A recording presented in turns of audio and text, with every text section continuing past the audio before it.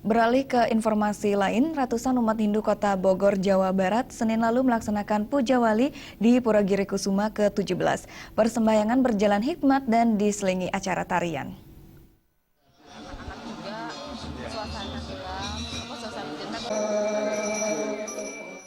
Meski cuaca di Senin petang sedang diguyur hujan, namun hal tersebut tak menyurutkan niat suci ratusan umat Hindu, mulai dari kalangan usia balita, anak-anak hingga dewasa, untuk melakukan persembahyangan Puja Wali Pura Giri Kusuma ke-17, yang terletak di Komplek IPB Baranang Siang 4 Bogor Baru, Jawa Barat.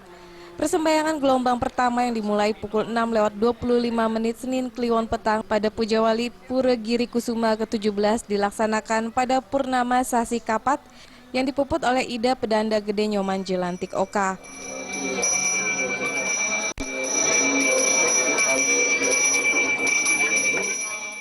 Usai persembahyangan gelombang pertama, pihak panitia Puja Wali Pura Giri Kusuma ke-17 masih menggelar beberapa gelombang persembahyangan Puja Wali untuk mengantisipasi ribuan umat Hindu Kota Bogor dan sekitarnya yang diprediksi akan hadir untuk sembahyang.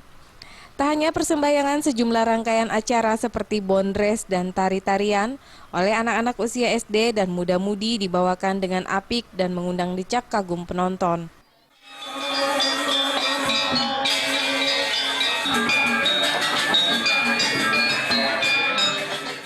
Ketua Panitia Puja Wali Pura Giri Kusuma ke-17 Iketut Karyasa menyampaikan apresiasinya atas kehadiran umat Hindu yang hadir kendati hujan turun. Sekalipun hujan hari kerja ini, bagaimana umat tuh merasa ini merupakan suatu kewajiban dia, bukan dipaksakan, itu datang dari dalam diri sendiri, itulah yang kami harapkan. Kami sangat bangga sekali. Hal serupa juga disuarakan oleh Ketua PHDI Kota Bogor Iwayan Swastika yang juga memberikan dharma wacana pada Puja Wali ke-17 Pura Giri Kusuma. Swastika berpesan di hari jadi Pura Giri Kusuma yang memasuki usia remaja, umat Hindu di Kota Bogor serta seluruh umat Hindu di jagat raya memiliki rasa bakti semakin lebih tinggi kepada Ida Sang Hyang Widiwasa serta selalu memupuk toleransi dan peduli pada lingkungan sekitar. Jadi semua yang hadir di sini mempunyai roh, mempunyai atman. Jadi dengan melihat kawan-kawan yang hadir semakin banyak, kita yakin, ternyata Tuhan ada di mana-mana. Orang-orang yang nangkel ke sini pasti adalah orang-orang yang ingin dekat dengan Ida Sang Hyang Widiwasa. Begitu juga yang lainnya.